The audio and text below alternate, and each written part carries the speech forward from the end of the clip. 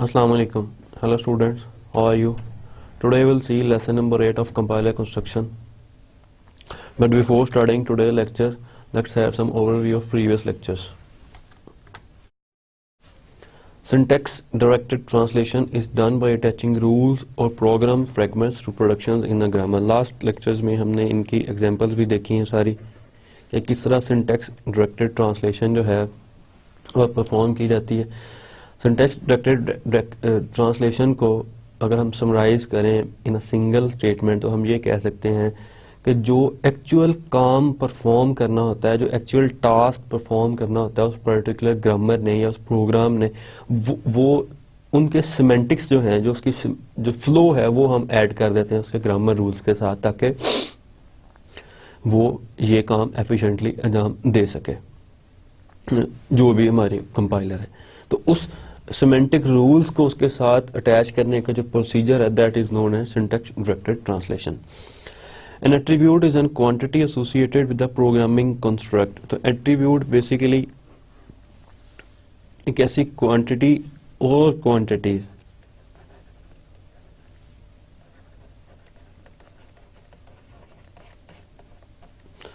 इनके एक से ज्यादा एट्रीब्यूट्स को भी हम एसोसिएट कर सकते हैं किसी भी प्रोग्रामिंग कंस्ट्रक्ट के साथ. इनमें जो एग्जांपल मोस्टली पेश की जाती है दैट इज कि इसकी टाइप, जो स्पेस ऑक्यूपाई कर रहा है, जो उसका एड्रेस है, ये सब उसकी एट्रीब्यूट्स में आ जाते हैं, क्वांटिटीज में आ जाते हैं उसके एट्रीब्यूट की. A translation scheme is a notation for attaching program fragments to the production of a grammar. Then we move towards abstract syntax tree. Abstract syntax की क्या होता है, जिसके अंदर each interior node represents an operator. Means कि उसके अंदर की जो बाकी सारी चीजें हैं पार्स ट्री के अंदर जो हमने स्टडी की थी, जिस तरह नोड हैं, तो बेसिकली जो हमने एक ट्री देखा था इसी एक्सप्रेशन का, जो सिंपल पार्स ट्री था कि इसमें टॉप के ऊपर रूट नोड है जो कि एक्सप्रेशन था, एंड देन इसका एक ऑपरेटर था जो कि प्लस था, और यहाँ पे टर्म थी, टर्म से आगे डिजिट थी, डिजिट से आगे फिर 2 था, एंड सिमिलरली इसी तरह जो यहाँ पे डिफरेंट इसके कॉम्बिनेशंस बनते हैं जो ट्री के जितने नोड से इंटीरियर नोड से लीव्स होते हैं, that is known as parse tree simple, जिसके अंदर ये सारी चीजें इन्वॉल्व थी. जब हम इन सब टर्मिनल नॉन टर्मिनल्स को रिमूव कर देते हैं और जो इंटीरियर नोड्स जितने भी हैं इस किसी भी ट्री के वो ऑपरेटर्स से रिप्लेस कर दें, तो that is known as abstract syntax tree. इसमें भी हम देखें तो काम ये इस आउटपुट इस ट्री की भी वही है जो कि इस ट्री के रिजल्ट में हम लेते थे, लेकिन ये इसमें जो नंबर ऑफ स्टेप्स हैं वो रिड्यूस हो जाते हैं. तो इसकी रिप्रेजेंटेशन जो है वो एक एब्स्ट्रैक्ट टाइप की हो जाती है, जिसमें clear cut to the point बात की जाती है. And the children of the node represents the operand of the operator. जो किसी भी नोड के, बेशक वो इंटीरियर नोड है, रूट नोड है, उसके जो चिल्ड्रन हैं जितने, मींस के इसके जो चिल्ड्रन है वो ये सब इसके चिल्ड्रन है, लेकिन जो रिजल्ट ऊपर जाएगा वो इस पूरी जितनी भी ये सब ट्री है इसका जाएगा. और यहाँ से भी अगर कोई एक, फिलहाल तो एक नोड है, लेकिन अगर ज्यादा नोड होते तो उन सब का रिजल्ट जाता है. तो this type of tree is known as abstract syntax tree. Then we saw the structure of a compiler. इसमें जिस फेज को हम स्टडी कर रहे हैं दैट इज लेक्सिकल एनालाइजर. इसकी इनपुट जो इस पूरे कंप्लीट बॉक्स की है दैट इज सोर्स प्रोग्राम, जो कि बेसिकली एक स्ट्रीम ऑफ कैरेक्टर्स है, और जो इसकी आउटपुट है दैट इज टोकन स्ट्रीम. तो ये बेसिकली सिंटैक्स डायरेक्टेड ट्रांसलेटर को पास होती है ये टोकन स्ट्रीम, जो कि इसका जावा बाइट कोड जनरेट करता है. लेकिन हमारा फोकस जो था in our previous section that was on lexical analyzer. So the typical tasks performed by lexical analyzer are removal of white space and comments. इसका हमने प्रोसीजर देखा था किस तरह वो एक एल्गोरिथम रन करता है और जितनी उसके वाइट स्पेस है उसको वो रिमूव कर देता है. कॉन्स्टेंट्स को एनकोड कर देता है टोकन्स के अंदर, कीवर्ड्स को रिकॉग्नाइज करता है, रिकॉग्नाइज आइडेंटिफायर्स को करता है, एंड देन आइडेंटिफायर नेम को एक सिंबल, ग्लोबल सिंबल टेबल में, ग्लोबल सिंबल टेबल इसलिए कहा जाता है कि ये टेबल कंपाइलर के जितने भी फेजेस हैं, नॉट ओनली लेक्सिकल फेज, जितने भी अदर फेजेस हैं उन सब में यूज होता है. सो that's why this table is known as global symbol table. Now will start today's lesson. What we will cover today are symbol tables. Symbol tables को हम देखेंगे कि बेसिकली ये जिसकी हम इतनी बात करते हैं पीछे कि सिंबल टेबल किस तरह सब में यूज होता है, और सेकंड के सिंबल टेबल का स्कोप क्या है, सिंबल टेबल में क्या चीज स्टोर होती है. सेकेंडली के सिंबल टेबल का स्कोप सिंबल टेबल क्या चीज है, कि स्कोप के हिसाब से हमने सिंबल टेबल डिफाइन किए हुए हैं, और यूजेस ऑफ सिंबल टेबल्स क्या है. देन इसके साथ ही एक मुंसलिक और चीज इंटरमीडिएट कोड जनरेटर, जो कि इन सिंबल टेबल्स की मदद से और इसके प्रीवियस फेज से इनपुट लेके एक इंटरमीडिएट कोड जनरेट करता है. तो हम देखेंगे कि इंटरमीडिएट कोड जनरेटर की डेफिनेशन क्या है और ये किस तरह का कोड जनरेट करता है. Then we will see syntax directed translator flow. इस टॉपिक के अंदर हमने जो आज तक स्टडी किया है from the very beginning of our course से लेके टिल टुडे, उसको थोड़ा सा समराइज करेंगे कि भी जो सिंटैक्स उसकी समरी का नाम ही सिंटैक्स डायरेक्टेड ट्रांसलेटर फ्लो है, कि कहाँ से स्टार्ट हो रहे हैं और कहाँ तक हम पहुंच रहे हैं फिलहाल. Then role of the lexical analyser, उसके अंदर जो डिफरेंट चीजें हैं, अब हम लेक्सिकल एनालाइजर को एक्सप्लोर करना शुरू करेंगे इन डेप्थ, कि टोकन, पैटर्न एंड लेक्सीम्स क्या चीज हैं, एट्रीब्यूट्स ऑफ टोकन जिसकी हम बात कर रहे थे कि एट्रीब्यूट्स जो है उसकी क्वांटिटीज जितनी होती हैं उसको एसोसिएट करते हैं. देन लेक्सिकल एरर्स किस टाइप के हो सकते हैं और किस तरह उसको चेक करना है. And at the end of this lecture we will see some buffering.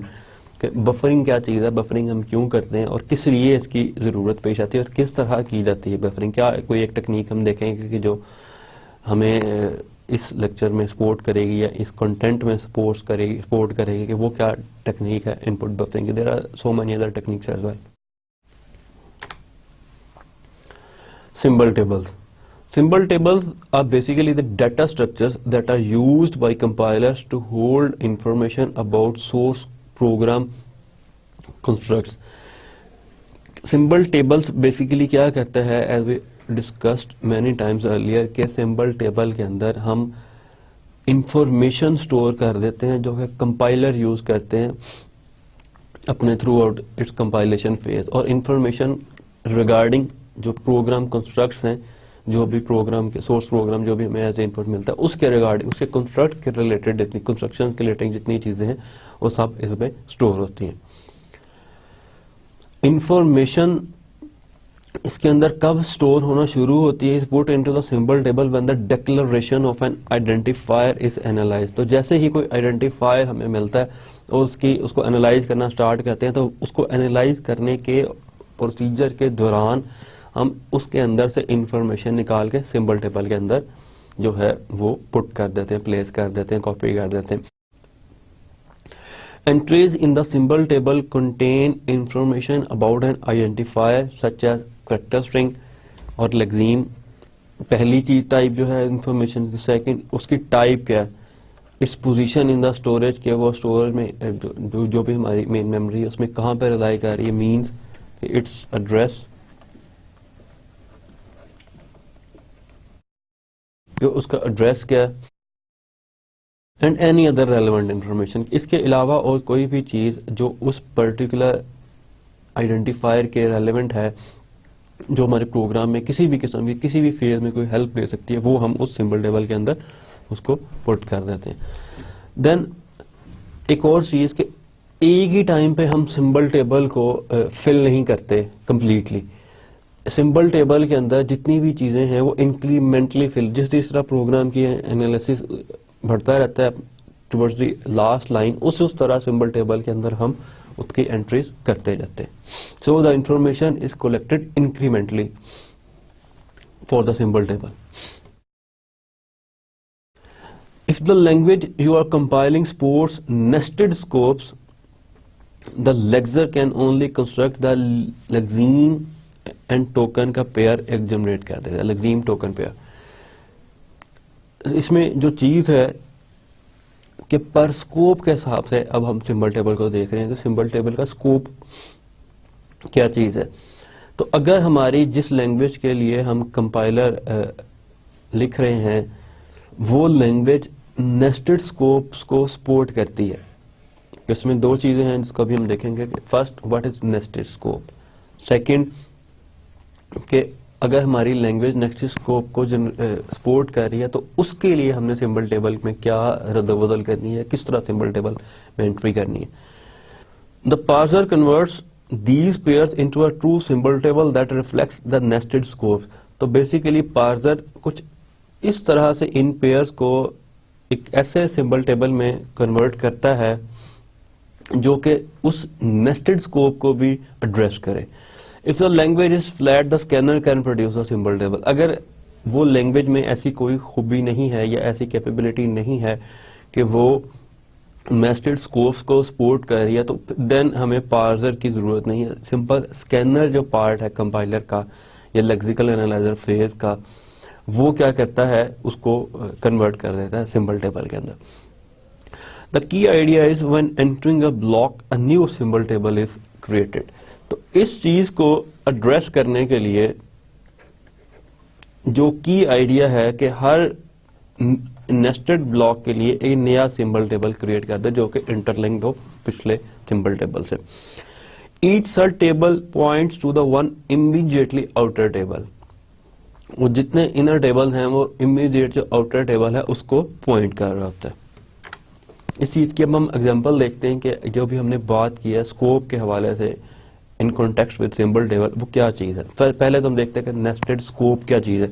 Let's suppose this is the starting of my programming language. कोई भी हमारा प्रोग्राम जो है किसी भी लैंग्वेज के अंदर, let's suppose I am talking about C और सी प्लस प्लस, जो भी नेस्टेड को सपोर्ट करता है। एक इंटीजर एक्स है, x is equal to 5, y is equal to 10, then some code, और इसके बाद इसके अंदर फिर एक इंटीजर है, देन फिर मैं x डिफाइन कर रहा हूँ, x इज इक्वल टू 15,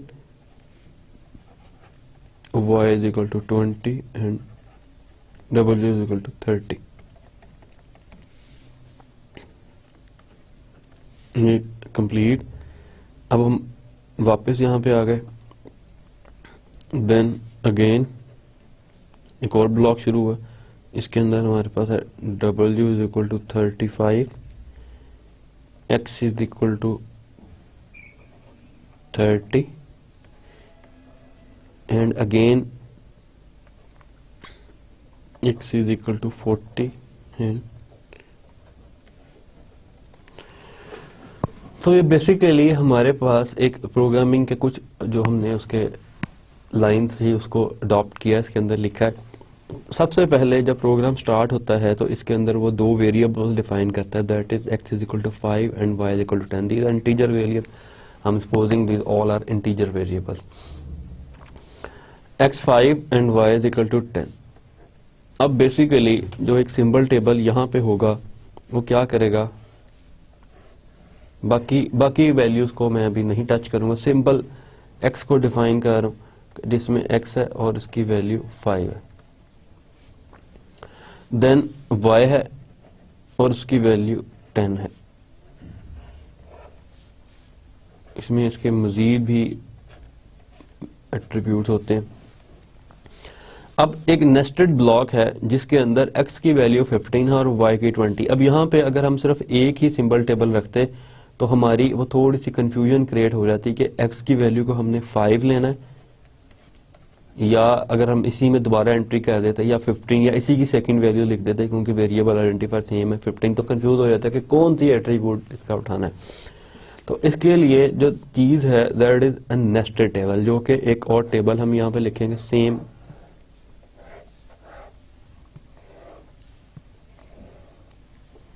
इसके अंदर x 15, y 20 and w is equal to 30, जो कि पॉइंट कर रहा होगा इस टेबल को। जिस तरह लास्ट साइड में हमने देखा each sub table points to the one immediately outer table, क्योंकि इसका आउटर टेबल ये है तो वो इसको पॉइंट कर रहा है कि इसके ये वैल्यू पहले कंसिडर की जाए जब इस ब्लॉक के अंदर हो, अगर ना हो तो फिर ये x कंसिडर किया जाए। एंड ये इसका नेस्टेड नहीं है, ये इसका नेस्टेड है, दिस वन। तो अब हम एक और पैरेलल सिंबल टेबल यहाँ पर जनरेट करेंगे जिसमें W की वैल्यू है 35, इसकी बात कर रहा हूं, एंड अगेन X की वैल्यू है 30।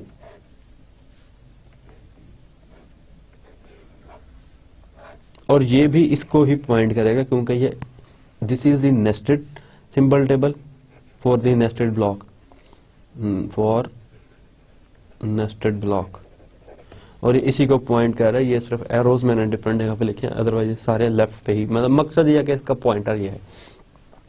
And then for this block, अब मैं इस ब्लॉक के लिए एक सिंबल टेबल लिख रहा हूं क्योंकि ये फिर नेस्टेड ब्लॉक है, और इसमें जो x है इसकी वैल्यू 40 है, लेकिन ये चूंकि इसका नेस्टेड टेबल है तो ये इसको पॉइंट कर रहा है। तो जो जो उनके नेस्टेड टेबल्स होंगे वो उनको ब्लॉक कर रहे होंगे। अगर इस चीज को मैं थोड़ा सा सिंप्लीफाई कर दूं, अब इस चीज को कुछ इस तरह हम डिफाइन करेंगे जो इसका एक एब्स्ट्रैक्ट सिंटैक्स है।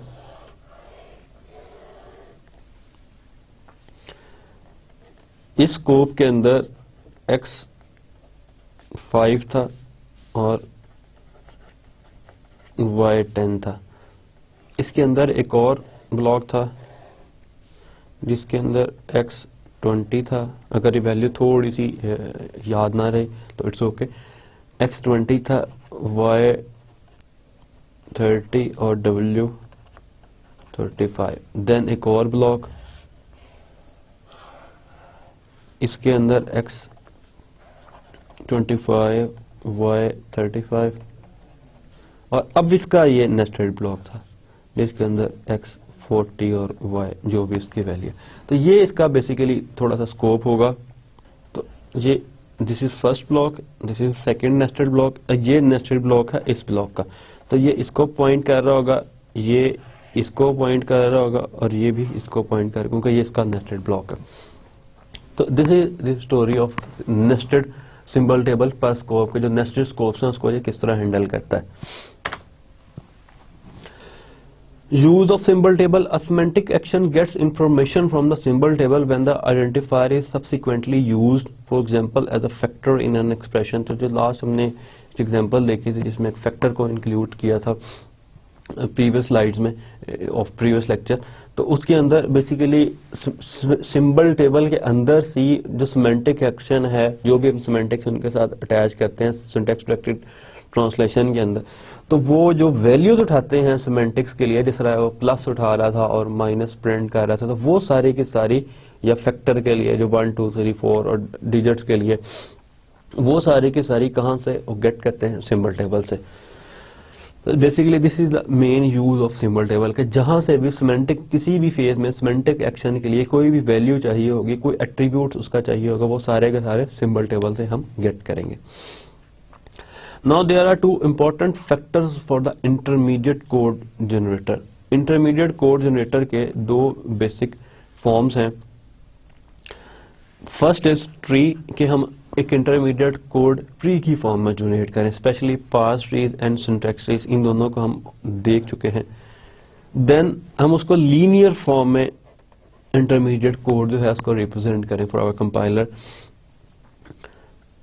इसके अंदर जो मोस्टली हम यूज करते हैं that is three address code. जो लीनियर कोड है वो मोस्टली हम थ्री एड्रेस कोड की सूरत में उसको जनरेट करते हैं। इंटरमीडिएट कोड जनरेटर के अंदर जो स्टैटिक चेकिंग है refers to checks perform during compilation. दो टाइप्स की इसमें चेकिंग्स होती हैं, first is static checking and second is dynamic checking. Static checking basically किसको कहा जाता है, जो कंपाइल टाइम पे चेक्स परफॉर्म होते हैं, that are known as static checking। Dynamic checking उस चेकिंग को कहा जाता है जो रन टाइम पे चेकिंग होती है, यानी कि जब प्रोग्राम अपने फाइनल फॉर्म में एग्जीक्यूट हो रहा होता है, that is known as dynamic checking. For example अगर स्टैटिक चेक्स की हम बात करें तो स्टैटिक चेक्स के अंदर सिंटैक्टिक चेक्स हैं, such as avoiding multiple declarations of the same identifier in the same scope। ये वही चीज है जिसको हमने सिंबल टेबल के अंदर भी डिस्कस किया। फॉर एग्जांपल जिस तरह अब इसके अंदर हमने x इज इक्वल टू 5 इस स्कोप के अंदर डिक्लेयर कर दिया, अब हम यहाँ पे x is equal to 5 declare नहीं कर सकते, ये दिस इज एन एरर। कि मीन्स के सिमिलर स्कोप के अंदर हम एक आइडेंटिफायर को 2 दफा डिक्लेयर नहीं कर सकते। हाँ, हमें उसको डिक्लेयर करने के लिए उसका स्कोप चेंज करना पड़ेगा। ये नेस्टेड स्कोप है या इस स्कोप से बाहर कहीं इसको हम जनरेट कर सकते हैं। So, इस टाइप की जो चेकिंग है that is known as static checking, और इसको इन पर्टिकुलर स्टैटिक चेकिंग के अंदर सिंटैक्टिक चेक्स कहते हैं। सेकंड चेक है टाइप चेक्स। लेट्स सपोज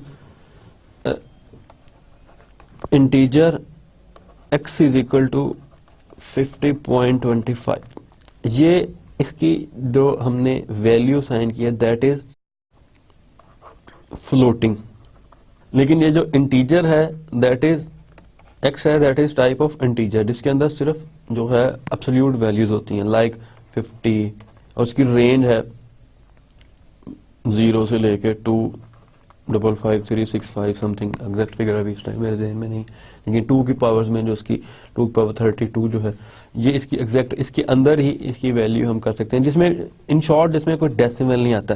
तो दिस टाइप ऑफ चेकिंग जो है ये कंपाइल टाइम पे चेक करता है कंपाइलर कि आया इस किस्म की कोई गलत लाइन तो नहीं लिखी हुई, अगर लिखी हुई है तो वो इसको एरर दे देगा, और इस टाइप की चेकिंग को टाइप चेकिंग कहते हैं, विच इज एन आल्सो सब category of static checking. Then there are two other more things in intermediate code generator, that is left values and right values. In short इसको L values and R values कहा जाता है। Let's suppose we're considering two expressions. First Q is equal to Z और A is equal to, ये basic array को represent कर रहा है, इनकी ये एरे का एड्रेस है and this is the name of array, और ये कोई फंक्शन है जी जिसकी ये पूरी वैल्यू कैलकुलेट हो रही है। There are 3 tasks that are performed on any of the expression. First, evaluate the left hand side to obtain an L value, यानी कि लेफ्ट हैंड साइड पे हम कोई जो भी वैल्यूएशन है उसको परफॉर्म करेंगे कि उसकी क्या वैल्यू, मीन्स कि ये पूरी कैलकुलेशन होगी जो कि एक एरे का जो भी एड्रेस है वो जनरेट करे। देन हम एवेल्युएट करेंगे राइट हैंड साइड जो कि ऑब्टेन करती है राइट हैंड साइड की वैल्यू। सपोज यहाँ पे मैं कहता हूँ कि इट इज 150 1500 और यहाँ पे जिसका रिजल्ट है दैट इज 150, ये सपोज कर रहा हूँ। तो पहले टास्क के नतीजे में हमारे पास ये वैल्यू आई, सेकंड टास्क के नतीजे में हमारे पास ये वैल्यू आई, थर्ड जो इसका टास्क है वो क्या करता है, इस वैल्यू को इस एड्रेस पे या इस लोकेशन पे जाके कॉपी कर देता है, मींस कि अब ये असाइनमेंट का ऑपरेशन परफॉर्म करता है। इसमें फर्स्ट थिंग जो है, left value always corresponds to an address और अ लोकेशन, ये किसी ना किसी एड्रेस को करस्पॉन्ड कर रहा था या किसी ना किसी लोकेशन को। R values correspond to a value, जो राइट हैंड साइड पे जो वैल्यू होती है वो हमेशा वैल्यू ही होती है, जिस तरह हमने अभी कैलकुलेट करके 150 निकाल ली या कोई और वैल्यू जो भी एज पर डिजायर हम चाह रहे हैं कि निकले। Neither 12 nor s plus t can be used as an L value but both are legal right values। तो इस किस्म की कोई भी चीज मीन्स कि हम ये नहीं कर सकते कि 12 is equal to 150, this is wrong. ना हम ये कर सकते हैं कि एक एक्सप्रेशन है s plus t is equal to 150, means s की वैल्यू सपोज 10 थी, t की वैल्यू 5 थी, तो अगेन 15 इज इक्वल टू 150 जो कि इसका एक इसकी कैलकुलेशन के नतीजे में निकलेगा, ये भी रॉन्ग है। तो ये दोनों चीजें राइट वैल्यू तो हो सकती हैं, लेकिन राइट साइड पे जो एक्सप्रेशन है, एक्सप्रेशन के राइट साइड पे जो पार्ट है उसकी वैल्यूज तो हो सकती हैं, लेकिन ये एल वैल्यू नहीं हो सकती। So static checking is used to ensure that R values do not appear on the left hand side। तो ये static checking का ही एक और चेक है जो कि वो परफॉर्म करता है इंटरमीडिएट कोड जनरेटर, कि कहीं राइट साइड की वैल्यू लेफ्ट हैंड साइड पे तो अपीयर नहीं हो रही। Then we continues to type checking. Type checking क्या चीज है? टाइप चेकिंग अश्योर करता है कि type of the operands are correct as per the operator and also reports if any. Means के टाइप चेक ये अश्योर करता है कि ऑपरेटर के दोनों साइड पे जो ऑपरेंड्स हैं आया वो उन तमाम जो रूल्स हैं उनको फॉलो कर रहे हैं, जो उस ऑपरेटर के ऑपरेंट होने के हैं, मींस के वो स्टैंडर्ड्स वो सारे जो एलिजिबल हैं कि वो उसके ऑपरेटर्स हो। Means for example 15.5 plus 10। अब ये फ्लोट टाइप वेरिएबल है और ये इंटीजर टाइप वेरिएबल है। अब ये ऑपरेटर की एक रूल है कि जो भी ऑपरेटर्स हैं लाइक प्लस, जो भी एसोसिएटिविटी, जो भी हमारे बाइनरी ऑपरेटर्स हैं, इसके दो ऑपरेंड्स होते हैं, उनमें दोनों ऑपरेंड्स का सिमिलर टाइप का होना लाजमी है before proceeding towards the actual operation of plus और माइनस और जो भी है, इन दोनों ऑपरेटर्स की हम पर्टिकुलर बात कर रहे हैं। तो अगर ये नहीं है तो दिस टाइप ऑफ एरर या ये जो चीज अश्योर करता है वो टाइप चेकिंग अश्योर करती है। इसको किस तरीका से रेमेडी किया जाता है? ये टाइप चेकिंग सिर्फ इसको क्या करती है, open and correct and reports error अगर कोई हो। इसको ठीक करने का क्या तरीका है कि फर्स्ट कोरिजन ऑटोमेटिक कन्वर्जन कर दी जाती है। लेट्स सपोज ये 15.5 फ्लोट है तो 10 को भी हम 10.0 करके फ्लोट में कन्वर्ट कर देंगे और 10.0 is have the same weight what the 10 is, यानी कि 10.0 की भी वही वैल्यू है जो 10 की, सिंपल 10 की है, तो इसको 10.0 में कन्वर्ट करके दोनों को ऐड कर दिया जाता है। फॉर एग्जांपल अगर हम इसी को देखें तो 10 प्लस 15.5 इज इक्वल टू 25.5। अगर हम सिंपल 10 ऐड करें, अगर हम 10.0 ऐड करें तो अगेन इट इज 25.5। तो इस चीज को कन्वर्जन कहा जाता है कि जिसमें एक की टाइप को दूसरे के मुताबिक ऑटोमेटिकली एडजस्ट कर लिया जाता है, कन्वर्ट कर दिया जाता है। Then the thing is overloading. Overloading basically क्या चीज है कि जिस तरह हमने किसी भी सेम सिंबल का डिफरेंट मीनिंग्स ले लें depending on the type of the operands. Means के अगर मैं कह रहा हूं 5 प्लस 5 तो इस ऑपरेटर का मतलब है कि दो इंटीजर वैल्यूज को ये ऐड कर रहा है। मीन्स कि इसके दोनों ऑपरेंड्स चूंकि इंटीजर हैं तो ये प्लस क्या कर रहा है, दो इंटीजर वैल्यूज को ऐड कर रहा है। ये इसके मुताबिक हमने जो भी अपनी कोडिंग करनी है कंपाइलर एंड पे जो भी चेकिंग परफॉर्म करनी है वो चीज है। सेकेंड थिंग, अगर ये दोनों हो 5.2 प्लस 10.5, काम इसका अभी भी एडिशन है लेकिन इसके ऑपरेंड्स जो हैं उनकी टाइप चेंज हो चुकी है। तो मैंने ओवरलोडिंग करनी है इस किस्म के तमाम ऑपरेटर्स की कि जिस टाइप का उसका ऑपरेटर मिले वो उसी टाइप की उसका वो कोड हमारे पास अवेलेबल हो जिसके थ्रू हमने उसकी सारी कैलकुलेशन परफॉर्म करनी। मीन कि अगर दो फ्लोट हों तो वो फ्लोटिंग टाइप की एडिशन करे, अगर दो इंटीजर हैं तो इंटीजर टाइप की, और भी अगर किसी और टाइप्स के हमारे पास अवेलेबल हैं डाटा टाइप्स तो वो उन टाइप्स को आपस में ऐड करते। तो this type of addition is known as addition operator is known as overloading operator. Means कि ये इस ऑपरेटर को हम ओवरलोड कर देते हैं। फॉर फ्लोट के लिए इसको ओवरलोड कर देंगे, फॉर डबल के लिए इसी को ओवरलोड कर देंगे, इंटीजर के लिए इसी को ओवरलोड कर देंगे, और अगर हमें कोई टाइप गिवन है for this particular programming language जिसके लिए हम कंपाइलर लिखने जा रहे हैं। देन हमने डिस्कस किया था इंटरमीडिएट कोड जनरेटर के अंदर कि पहली चीज वो क्या करता है, इसको पार्स ट्री और सिंटेक्स ट्री के अंदर, और सेकंड इसको 3 एड्रेस कोड के अंदर जनरेट कर देता है। So this is now 3 address code. These are primitive instructions that have one operator and up to 3 operands. 3 address code के अंदर जो हमारे पास इंस्ट्रक्शंस होती हैं, first of all that are primitive instructions, जिसके अंदर एक ऑपरेटर होता है और हम 3 तक ऑपरेंड ले सकते हैं। मीन्स के 2 ऑपरेंड भी हो सकते हैं उसके।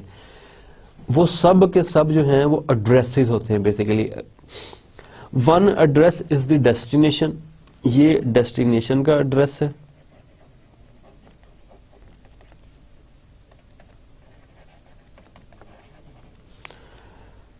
ये उसके जो है ऑपरेंड हैं।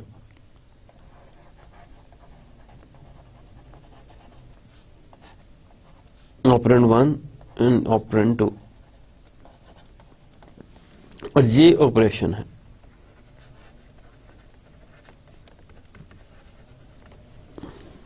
इन दोनों ऑपरेंड्स के अंदर बेसिकली वो वैल्यूज होती हैं, तो उसको हम वैल्यू भी कह सकते हैं, वैल्यू 1 और वैल्यू 2, जो कि उसको पॉइंट कर रहे होते हैं, जो भी पर्टिकुलर वैल्यू होती है। और जो हमारे लेफ्ट साइड पे होता है that is called an operation, को जो भी ऑपरेशन परफॉर्म करना है। इस स्टेटमेंट को पर्टिकुलर जो हमने अभी देखी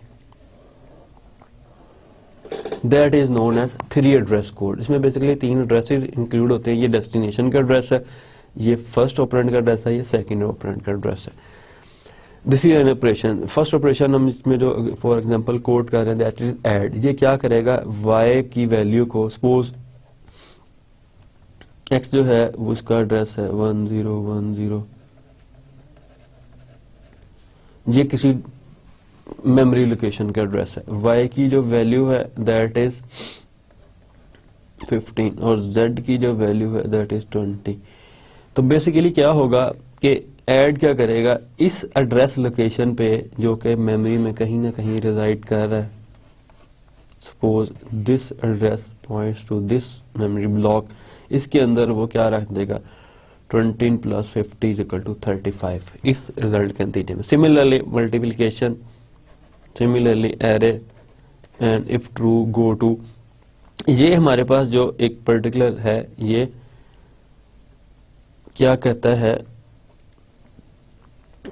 इसमें एक ही ऑपरेंड है जो चेक करता है कि आया ट्रू वैल्यू है या फॉल्स वैल्यू है, मींस के यस है या नो है। अगर तो ये यस है तो ये जो कंट्रोल है वो इस एड्रेस पे ट्रांसफर हो जाएगा, अगर नहीं है तो वो नहीं होगा। तो ये 3 एड्रेस कोड इस किस्म का जनरेट होता है after the intermediate code generation. Now we'll see the syntax directory translator flow. The starting point for a syntax directory translator is a grammar for the source language। कि जो सबसे पहले हमें ग्रामर जनरेट करते हैं किसी भी सोर्स लैंग्वेज के लिए। ग्रामर बेसिकली क्या कहती है, डिस्क्राइब कर रही होती है hierarchical structure of the program construct. जो भी हमारा प्रोग्राम कंस्ट्रक्ट है उसका हायरार्किकल स्ट्रक्चर वो डिफाइन कर देती है। It is defined in terms of elementary symbols called terminals, जो कि वेरिएबल्स होते हैं, terminals and variables, variables lead करते हैं टर्मिनल्स को, and variable symbols called non terminals. These are variables जिनसे टर्मिनल्स जनरेट होते हैं। तो 2 टाइप की चीजों की ये डिपेंड कर रहा होता है जो हमारी ग्रामर है बेसिकली प्रोडक्शंस के अंदर। फर्स्ट आर नॉन टर्मिनल्स, जो कि लेफ्ट साइड पे होते हैं, और राइट साइड पे टर्मिनल्स भी हो सकते हैं और नॉन टर्मिनल्स का कोई भी कॉम्बिनेशन हो सकता है। So these symbols overall represents the language constructs. Then the productions of a grammar consist of a non-terminal called the left side of the production and a sequence of terminals and non-terminals called the right side of the production. One non-terminal is designated as the start symbol. इसके अंदर जो पहला non-terminal है वो as a start symbol उसको हम declare कर देते हैं। A lexical analyzer reads the input one character at a time। यहां से lexical analyzer का फेज स्टार्ट हो रहा है, जिसको अभी हमने कंपाइलर का स्ट्रक्चर देखा था कि उसको इनपुट दी जाती है वो सीक्वेंस ऑफ स्ट्रीम, जो स्ट्रीम दी जाती है कि सारे कैरेक्टर्स आ रहे होते हैं कैरेक्टर, उसको फिर वो टोकन में जनरेट करता है। So a lexical analyser reads the input one character at a time. जो भी कैरेक्टर ऑफ स्ट्रीम उसको मिल रही होती है उसे one character at a time read करता है and produces as output a stream of tokens. तो उसको टोकन में कन्वर्ट करके आगे दिया जाता है। टोकन क्या चीज है? Token consists of a terminal symbol along with additional information in the form of attribute values. तो टोकन जो है वो बेसिकली टर्मिनल सिंबल पे कंसिस्ट कर रहा होता है, मीन्स मुश्तमिल, अलोंग विद एडिशनल इंफॉर्मेशन जो उसकी एट्रीब्यूट वैल्यूज होती हैं and that are stored in symbol, जो कि सिंबल टेबल में स्टोर होती हैं।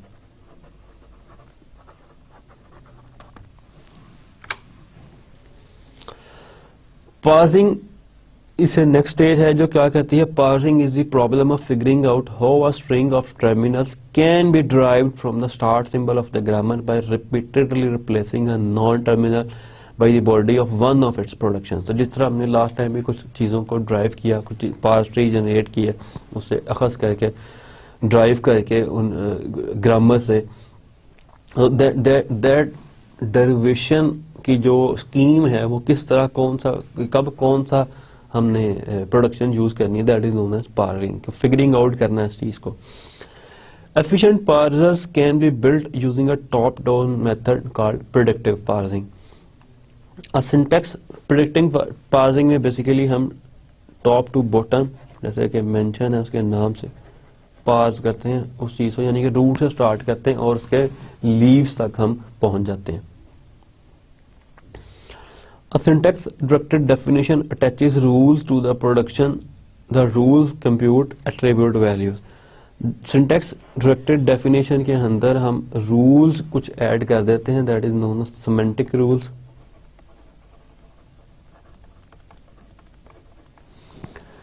वो रूल्स क्या करते हैं, उस रूल्स को क्या करते हैं, एट्रीब्यूट वैल्यूज को कैलकुलेट करते हैं। उन रूल्स की मदद से हम वो वैल्यूज कैलकुलेट करते हैं। मीन जिस तरह को एडिशन करनी है, कोई सब्ट्रैक्शन करनी है, कोई मल्टीप्लिकेशन करनी है, तो ये सब कहाँ पे करनी है, किस तरह करनी है, ये सारे रूल्स हम उसके साथ अटैच कर देते हैं। उन रूल्स की मदद से हम जो वैल्यू जो भी चाह रहे होते हैं वो उसे कैलकुलेट कर सकते हैं, that are which are known as attribute values.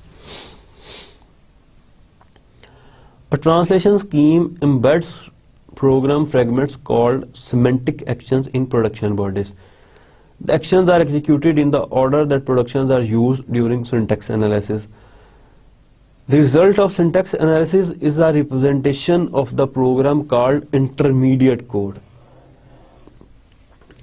Parallelly, an abstract syntax tree has nodes for programming constructs. The children of a node give the meaningful subcontext में symbol of जो चिल्ड्रन ऑफ आवर नोड हैं वो सारे के सारे operands होते हैं उन ऑपरेटर्स के लिए जो इंटरमीडिएट नोड्स होते हैं।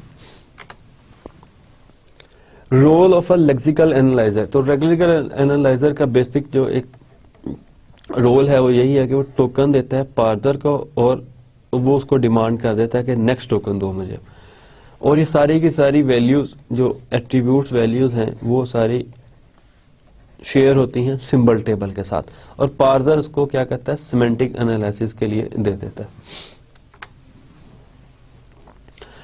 Sometimes lexical analyzer are divided into a cascade of two processes. तो लास्ट टाइम भी हमने एक जिक्र किया था कि स्कैनर जो है वो क्या कहता है, अगर प्रोग्रामिंग कंस्ट्रक्ट जो है वो सिंपल हो, फ्लैट हो, तो वो सारी की सारी वैल्यूज को सिंबल टेबल में राइट कर देता है। So scanning consists of the multiple processes that do not require tokenization of the input, such as deletion of comments and compaction of consecutive white characters into one. तो scanner basically क्या करता है, या scanning process जो है वो क्या करता है कि स्ट्रेट फॉरवर्डली उसको कन्वर्ट कर देता है सिंबल, उसको सारी एट्रीब्यूट्स की वैल्यूज उठा के सिंबल टेबल में रख देता है, मीन के टोकन जनरेट कर देता है। लेक्सिकल एनालिसिस जो है is a most complex portion where the scanner produces the sequence of tokens as output. So there are number of reasons why the analysis portion is normally separated into the lexical analysis and parsing. इन दोनों में difference क्या है? The separation of lexical and syntactic analysis often allows us to simplify at least one of these tasks. अगर हम इन दोनों को mix कर देंगे, काम एक ही है, काम दोनों मिलके ही करते हैं, मीन्स के एक बॉक्स के अंदर हम दोनों काम भी ले सकते हैं और उसको लेक्सिकल एनालाइजर का टैग लगा सकते हैं। लेकिन इस तरह से जो हमारी लेक्सिकल एनालाइजर की एफिशिएंसी है वो थोड़ी सी डिक्रीज हो जाती है, क्योंकि उसका बर्डन बढ़ जाता है। उसको हम इतना एफिशिएंट नहीं बना सकते जितना अगर उसको हम पार्सिंग से अलहदा कर दें तब बना दें। So the separation of lexical and syntax analysis often allows us to simplify at least one of these tasks. तो अगर हम इन दोनों को अलहदा कर दें तो इन दोनों में से कम एक टास्क जो है, अगर हम प्रिसाइजली बात करें तो पार्सिंग का जो टास्क है वो मजीद सिंपलर हो जाता है। इसी अलहदा करने की वजह से कंपाइलर की एफिशिएंसी इंप्रूव हो जाती है। A separate lexical analyzer allows to apply specialized techniques that serve only the lexical task nor the job of parsing. तो जाहिर बात है हम जितनी भी एफिशिएंसी इंप्रूव करेंगे इस पर्टिकुलर ब्लॉक के लिए तो बेसिकली वो लेक्सिकल एनालाइजर की करेंगे, उसके अंदर मजीद टेक्निक्स को एंगेज कर देंगे उसकी एफिशिएंसी बढ़ाने के लिए। लेकिन जब हम इसके साथ पार्सिंग को मर्ज कर देते हैं तो हमारी मजबूरी बढ़ जाती है, हम लिमिटेड हो जाते हैं कि हमने पार्सिंग के सारे प्रॉब्लम्स को भी एड्रेस करना होता है, तो उससे हमारी जो लेक्सिकल एनालिसिस की जो आउटपुट है उसको इंक्रीज नहीं कर पाता है, क्योंकि हमें मजबूरन साथ पार्सिंग को भी जो है जोड़ना पड़ जाता है। Compiler portability is enhanced in by keeping both phases separated, कि कंपाइलर की जो पोर्टेबिलिटी है वो भी बढ़ जाती है। Input device specific peculiarities can be restricted to the lexical analyser. तो इसमें ये है पोर्टेबिलिटी बढ़ने का मतलब ये है कि अगर हम लेक्सिकल एनालाइजर को सेपरेट कर दें और पार्सिंग को सेपरेट कर दें तो इसका हमें फायदा ये होता है कि हम उसको एक इंडिपेंडेंट मॉड्यूल के तौर पे बिल्ड कर लेते हैं, उसको कहीं पे भी जाके यूज कर सकते हैं, जो कि सिर्फ और सिर्फ लेक्सिकल एनालाइजर का जो काम है वो करता है, पार्सिंग का काम वो नहीं करता। Then there are some terminologies used in our compiler, especially in the lexical analyzer phase, that are token, patterns and lexemes. इनमें difference क्या है? A token is a pair of consisting of a token name and an optional attribute value. तो जो हमने एक pair देखा था last time भी, जिसमें नेम था और उसकी वैल्यू थी, तो that is known as token. तो टोकन बेसिकली दो चीजों पे मुश्तमिल है, एक नेम और एक उसकी ऑप्शनल एट्रीब्यूट वैल्यू। मींस कि हो भी सकती है एट्रीब्यूट वैल्यू, नहीं भी हो सकती। The token name is an abstract symbol representing a kind of lexical unit, for example a particular keyword और sequence of input characters denoting an identifier. Means कि टोकन एक ऐसा एब्स्ट्रैक्ट सिंबल होता है कि क्या शो कर रहा होता है कि ये एक पर्टिकुलर कोई कीवर्ड है, कोई रिजर्व्ड वर्ड है या कोई आइडेंटिफायर है। आइडेंटिफायर बेसिकली यूजर जो क्रिएटेड जितने लोकल वेरिएबल या ग्लोबल वेरिएबल्स होते हैं, that are known as identifiers. तो टोकन इन सबको अलग अलग करके जिस फॉर्म में हम लिखते हैं that is known as token.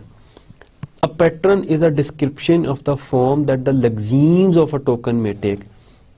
In the case of a keyword as a token, the pattern is just a sequence of characters that form the keyword. तो पैटर्न एक ऐसी कम्बिनेशन है, एक ऐसा पैटर्न जनरेट हो जाता है जो हमारी कैरेक्टर स्ट्रीम्स होती है कि वो कोई ना कोई टोकन जनरेट कर दे,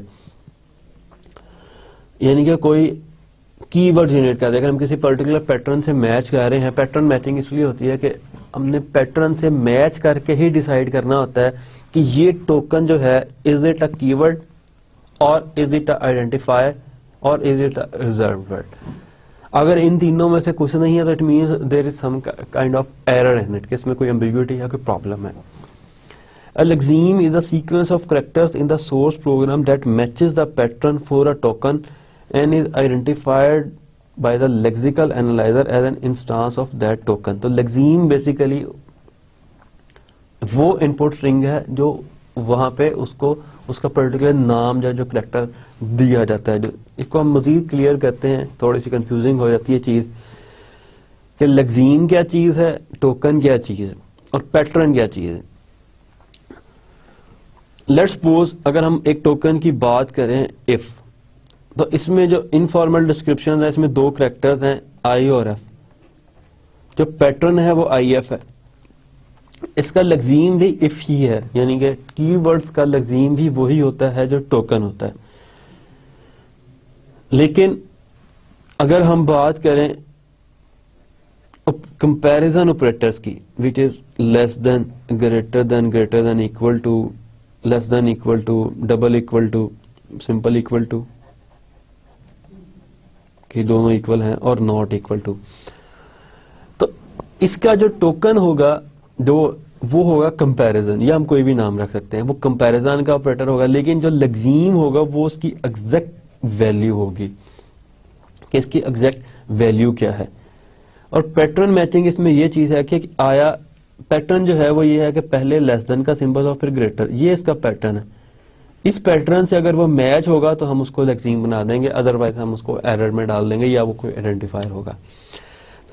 देन आइडेंटिफायर के लिए हमें टोकन मोस्टली यूज करते हैं आईडी, इसका पैटर्न क्या है? इसका पैटर्न है letter followed by letter and digits. कि अगर तो इसका पैटर्न कुछ इसका जिसमें एक लेटर है, स्टार्ट लेटर से हो रहा, उसके बाद जो नेक्स्ट है वो कोई लेटर्स हो या डिजिट्स हो। For example pi, score, D2, ये तमाम के तमाम आइडेंटिफायर्स हैं।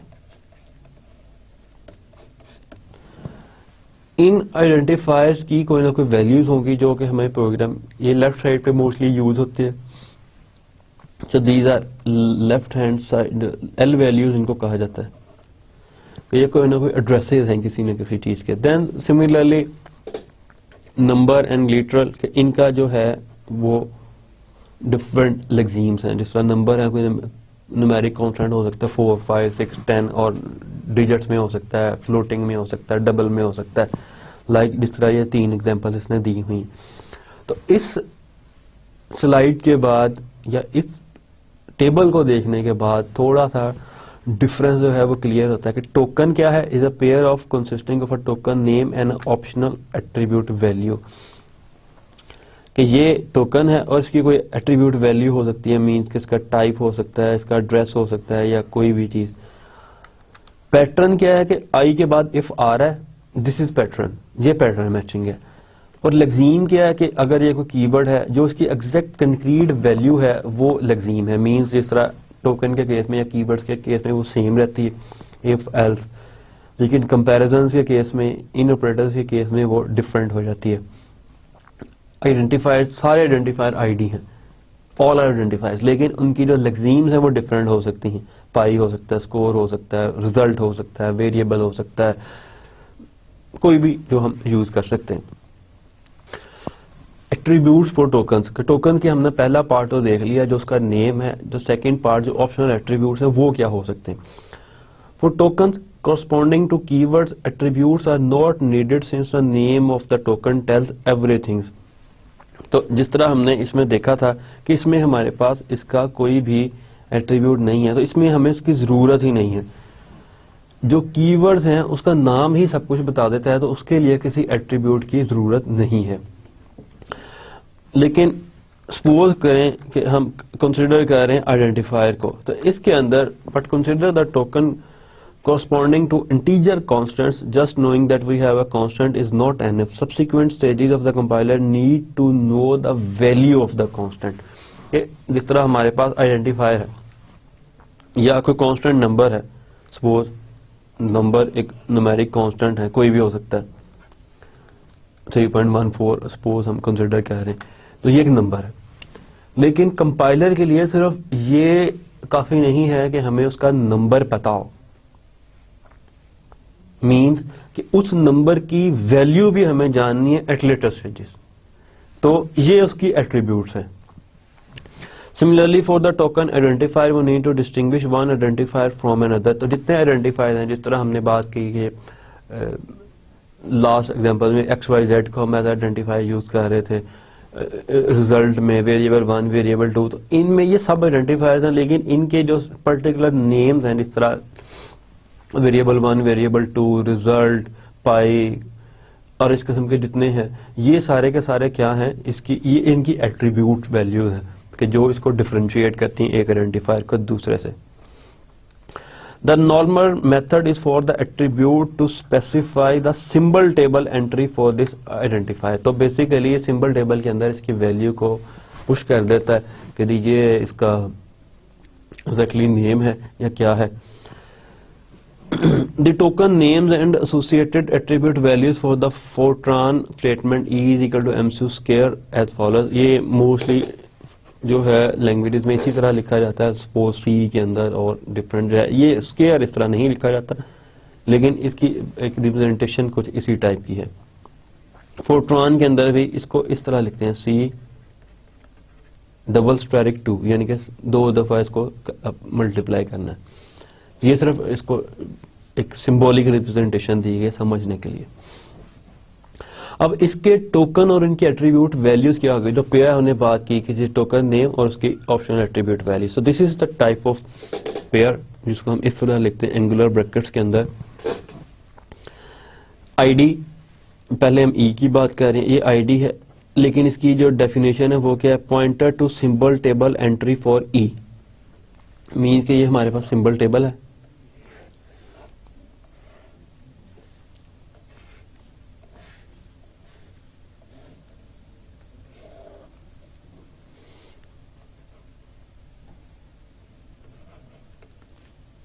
यहाँ पे हम सपोज कर रहे हैं इसका एड्रेस 1 है तो यहाँ पे 1 होगा, यहाँ पे ई आ जाए जो इसकी एग्जैक्ट वैल्यू है। एंड इसी तरह second, third and fourth. Second क्या है, असाइनमेंट ऑपरेटर। चूंकि असाइनमेंट ऑपरेटर है खुद ही से सेल्फ एक्सप्लेनेटरी है, इसके लिए इसकी एंट्री सिंबल टेबल में करनी जरूरी नहीं है और ये इसकी ना ही कोई एट्रीब्यूट वैल्यू देने की जरूरत है। थर्ड इज एम के लिए अगेन इसी तरह, and third then multiple operator, इसकी भी जरूरत नहीं है। एंड देन आईडी सी के लिए कि सी की जो एंट्री है जिस तरह ई एम सी, तो ये सब इसके अंदर आ जाएंगे इस तरह, ये सब के सब आइडेंटिफायर है लेकिन इनका ये एड्रेस डिफरेंट हो जाएगा। और आगे उसके बाद जो एक्सपोनेंट ऑपरेटर है which is square too much, इसके लिए हमें इसकी जरूरत नहीं है क्योंकि ये सेल्फ एक्सप्लेनेटरी। आगे नंबर है, इसकी अगेन जरूरत है कि ये नंबर है और इसकी इंटीजर वैल्यू 2 है। तो ये सब चीजें हम उसके अंदर, इसके अंदर मजीद एट्रीब्यूट्स भी आ सकते हैं किसी भी आइडेंटिफायर के अगेंस्ट या किसी भी सिंबल टेबल एंट्री के against. Lexical errors. Lexical analyser didn't always predict errors in the source code without the aid of some other components. For example, अगर हम स्ट्रिंग की बात करें fi, अब जो प्रोग्रामिंग लैंग्वेजेस से वाकिफ है, जिस पर आप लोग ने स्टडी की हुई है प्रोग्रामिंग लैंग्वेजेस, तो आपको पता है कि ये एरर है in the context of if, कि अगर हम इसको इफ की जगह यूज कर रहे हैं तो इट इज एन एरर, ये इफ नहीं है, ये इसका स्पेलिंग मिस्टेक है। लेकिन अगर हम इसको कहीं वेरिएबल डिफाइन कर रहे हैं तो ये ठीक है, it can be use as a variable. लेकिन कंपाइलर को कैसे पता लगेगा कि ये वेरिएबल डिफाइन हो रहा है या ये कहीं इफ के कॉन्टेक्स्ट में यूज कर रहे हैं। फॉर एग्जाम्पल अगर हम एक देखें एफ आई, अगर A is equal to F X कोई फंक्शन है कॉल हो रहा है, तो यहाँ पे ये इफ के कॉन्टेक्स्ट में यूज हो रहा है। So a lexical analyser can not tell whether fi is the misspelling of the keyword or if an undeclared function identifier or name or simple identifier के because function identifier इसलिए यहाँ पे mention किया कि function की भी यही है कि यहाँ पे फंक्शन नेम होता है और ये उसकी फंक्शन के पैरामीटर है। तो बज़ाहिर ये इस तरह भी हम इसको दे सकते हैं कि ये फंक्शन है नेम और ये इसके अंदर सारे के पैरामीटर है, ये इसके स्टार्टिंग और एंड पैरेंथेसिस है। fi is a valid lexeme for the token id, तो यहाँ पे ये चीज है कि अगर आइडेंटिफायर के तौर पे हम इसको लें तो ये वैलिड lexeme है। The lexical analyzer must return the token id to the parser and let parser in this case and handle error due to transposition of the letters। तो यहाँ पे ये चीज हम डाल देते हैं पार्सर के ऊपर। If a lexical analyzer is unable to proceed because none of the patterns for tokens match any prefix of the remaining input, the simplest recovery strategy is panic mode recovery। इस strategy के अंदर क्या होता है, in this strategy वो delete successive characters from the remaining input until the lexical analyzer can find a well formed token at the beginning of what input is left। Means कि हम wait करते हैं, let's suppose character of streams चल रही है, different characters आ रहे हैं, अब एक जगह आया ग्रेटर देन का सिंबल। अब बज़ाहिर देखा जाए तो हमारे पास ये ग्रेटर देन का सिंबल मौजूद है, मीन्स के दिस लैंग्वेज के अंदर जो हम जब उसको टोकन में कन्वर्ट कर रहे हैं, जहां पे सिंगल ये सिंबल आएगा वहां पे हम इसको कन्वर्ट कर सकते हैं किसके अंदर, टोकन्स के अंदर उसका लग्जीम जनरेट कर सकते हैं, इसमें कोई प्रॉब्लम नहीं है, वेल फॉर्म टोकन। लेकिन अगर हम ये देखें कि इस ग्रेटर देन के साथ बिल्कुल आगे नेक्स्ट पे इक्वल टू का साइन है, तो ये भी एक टोकन है और कॉन्टेक्स्ट यहां पे यूज हो रहा है greater than equal to, means greater than equal to का जो कॉन्टेक्स्ट यूज हो रहा है अगर हम इन दोनों को अलग-अलग टोकन बना दें तो हमारे प्रोग्राम की सिमेंटिक्स गलत हो जाएंगी। मीन्स के दोनों वैलिड टोकन हैं लेकिन जो कॉन्टेक्स्ट से आउट हो जाएंगे। इन दोनों को हमने इकट्ठा रखना है और एक टोकन बनाना है। तो इस चीज को कैसे ओवरकम करेंगे? Then we need input buffering, जो कि पैनिक मोड रिकवरी भी है, कि हम उसको उस वक्त तक ढूंढते रहेंगे जब तक कोई भी नेक्स्ट पार्ट जो है उसके साथ मिलकर कोई प्रॉपर टोकन नहीं बना रहा। ये बेसिकली यहाँ पे हम सिर्फ ये एरर डिस्कस कर रहे हैं कि इस टाइप का भी एरर हो सकता है। Other possible error recovery actions are delete one character from the remaining input, insert a missing character into the remaining input, replace a character by another character, transpose two adjacent characters. Means कि अगर हम देखें कि यार ये जिस तरह if की एग्जांपल थी कि वो अब चूंकि अंदर कोई कॉल नहीं हो रही, कोई पैरामीटर पास नहीं हो रहे, तो हम खुद से अज्यूम करके इस fi को if से कन्वर्ट कर दें कि भाई ये टाइपो एरर है। ये पॉसिबल एक रिकवरी एक्शन हो सकता है। Input buffering, determining the next lexeme often requires reading the input beyond the end of the lexeme। कि इससे बेहतर कि हम उस lexeme को ख़त्म कर रहे हों, एंड तक पहुंच रहे हों, हम क्या करें कि नेक्स्ट करैक्टर को भी रीड कर लें उसको lexeme डिक्लेयर करने से पहले। For example, to determine the end of an identifier normally requires reading the first space character after it। कि अगर तो उसमें मीन्स के लजीम हम तब डिक्लेयर करें जब उसके पास बाद स्पेस आ जाए। Also adjust reading greater than does not determine the lexeme as it also could be greater than equal to. So when you determine the current lexeme the characters you read beyond it may need to be read again to determine the next lexeme. मकसद अगर हम इसको पढ़ रहे हैं और आगे ये आ जाता है तो ये हमें पूरा लजीम बनाने की जरूरत है, जिस तरह हमने पीछे डिस्कस किया। तो हमें यानी कि ग्रेटर को भी दोबारा इंक्लूड करना पड़ेगा, उसको भी दोबारा रीड करना पड़ेगा, देन उसको इक्वल टू के साथ मिला के रीड करना पड़ेगा कि ये दोनों एक पर्टिकुलर जो वैलिड ऑपरेशन है वो परफॉर्म कीवर्ड है वो बना रहे हैं। बफर पेयर्स, इसके अंदर हमारे पास जो बफर पेयर की एक चीज यूज की जाती है कि हम बफर को एज अ पेयर यूज करते हैं, दो साइड से इसको उठा रहे होते हैं। Specialized buffering techniques have been developed to reduce the amount of overhead required to process a single input character. An important scheme involves two buffers that are alternately reloaded. इसके अंदर हमारे पास बेसिकली दो बफर्स होते हैं, एक है लग्जीम begin और एक है फॉरवर्ड। मींस कि ये कहाँ पे जाके खत्म हो रहा है। हम उसको फिर मल्टीपली चेक करते हैं कि पहले उसको एक को लेकर चेक करते हैं टोकन बन रहा है, लेकिन अभी उसको लग्जीम डिक्लेयर नहीं करते, उसको बफर में रख देते हैं, फिर उससे वेरी नेक्स्ट उठाते हैं, उसको उसके साथ कंपेयर करके देखते हैं कि ये टोकन बन रहा है, अगर बन रहा है तो गुड। फिर उसको नेक्स्ट जब तक स्पेस नहीं मिल जाती या कोई ऐसी हमारे पास नहीं आ जाती कि ये नहीं बन रहा, तो उस वक्त हम उसको नेक्स्ट मूव करते रहते हैं। So each buffer is of the same size n, कि जो बफर का साइज है वो n होता है, and n is usually the size of disk blocks 4096 bytes उसमें होते हैं। यानी कि जो बफर का साइज है वो इससे इंक्रीज नहीं करता मोस्टली, कि जो डिस्क का एक साइज है एक ब्लॉक का। Using one system read command we can read n characters into a buffer rather than using one system call per character. तब एक ही टाइप पे 4096 जो 9n कैरेक्टर्स है वो हम उसको रीड कर लेते हैं। If fewer than n characters remain in the input file then a special character end of file marks the source of the file।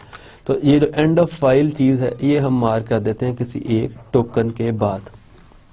Means के जहां पे वो कंप्लीट हो रही है उसकी चीज, लग्जीम जनरेट हो रहा है, तो वहां पे हम इसको एक एंड ऑफ फाइल का मार्कर प्लेस कर देते हैं। Two pointers to the input are maintained, input के दो पॉइंटर्स हम मेंटेन करते हैं। First lexeme begin marks the beginning of the current lexeme whose extent we are attempting to determine, के जिसका नेक्स्ट हमने डिटरमिन करना है कि वो क्या होगा। Pointer forward scans ahead until a pattern match is found, तो उस वक्त तक वो नेक्स्ट मैच करता रहता है जब तक कोई प्रॉपर पैटर्न मैच नहीं हो जाता। यानी कि जब कोई प्रॉपर पैटर्न मैच होने से खत्म हो जाए तो उस वक्त तक वो उसको आगे आगे मूव करता रहता है। This is all for today. आज हमने जो चीजें देखी उसको थोड़ा सा हम अगर कंक्लूड कर लें लेक्सिकल एनालाइजर के हवाले से, तो उसमें हमने जो चीजें देखी थी that are token pattern and lexemes, इनकी डेफिनेशन, क्योंकि ये चीजें अब सारी आगे यूज होंगी। देन हमने इसको एग्जांपल्स की मदद से भी देखा कि क्या चीज है एट्रीब्यूट्स फॉर टोकन्स, कि एट्रीब्यूट्स ऑफ टोकन्स क्या चीज हैं। ये चीजें जो हमने यहाँ पे डिटरमिन की, these are attributes of token, के कोई पॉइंटर्स आइडेंटिफाई कर रहा है डिफरेंट एड्रेसेस जो उसके टेबल में, सिंबल टेबल में हम एंटर कर रहे हैं, पॉइंटर हैं बेसिकली, एड्रेसेस पॉइंटर ही हो रहे होते हैं जो किसी मेमोरी लोकेशन को पॉइंट कर रहे होते हैं। देन हमने लेक्सिकल एरर्स देखे कि किस किस्म के एरर्स आ सकते हैं हमारे पास। इस तरह इस FI को देखा कि ये बज़ाहिर एरर है, इफ को मिसस्पेल किया हुआ, लेकिन ये एक वैलिड लेक्सीम भी है अगर ये आइडेंटिफायर हो, यानी कि अगर इसका टोकन एज आइडेंटिफाइड टोकन इसको करें तो ये वैलिड है, लेकिन in context it is wrong. देन हमने एक रिकवरी मोड देखा कि पैनिक रिकवरी मोड, इसके अंदर हम कह देते हैं कि जी नेक्स्ट उसकी पैटर्न को मैच करें। अदर पॉसिबल रिकवरी एक्शंस भी हैं कि कोई कैरेक्टर डिलीट कर दें जो गलत है, अगर कोई मिसिंग कैरेक्टर है तो उसको इंसर्ट कर दें, अगर कोई गलत कैरेक्टर है तो उसको रिप्लेस कर दें, या ट्रांसपोज कर दें टू एडजेसेंट कैरेक्टर्स, मीन जिस तरह FI था इसको ट्रांसपोज कर दें इफ से। देन हमने देखा कि अगर ग्रेटर देन है और आगे उसको ग्रेटर देन इक्वल टू का भी पैटर्न मैच हो रहा है तो हम उसको पूरा पैटर्न मैच करेंगे, इसको एक लेक्सीम को स्टार्ट में नहीं छोड़ेंगे। इसके लिए हम बफर पेयर्स यूज करते हैं जिसमें दो बेसिकली पॉइंटर्स यूज होते हैं, लेक्सीम, बिगन एंड फॉरवर्ड। जब तक वो पैटर्न मैच नहीं होता तब तक वो अपना पॉइंटर नेक्स्ट मूव करता रहता है। So this is all for today, thank you guys, have fun.